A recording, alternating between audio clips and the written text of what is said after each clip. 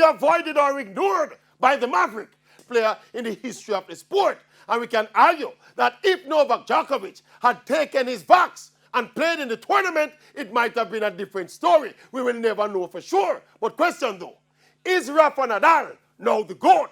His fans will say yes, but objectively, I think most pundits and experts still have Roger Federer ahead of the pack based on other factors such as the grace and poise with which he played the game, the elegance and ease with which he beat his opponents. Another thing working against Rafa, I think, is the fact that 13 of his 21 slam titles, that is over 60%, were clay court titles at the French Open. Kind of renders him as not as rounded in terms of his title distribution compared to Federer and even Djokovic, who for my money is a greater player than Nadal and will eventually go past the Spaniard on the Grand Slam list.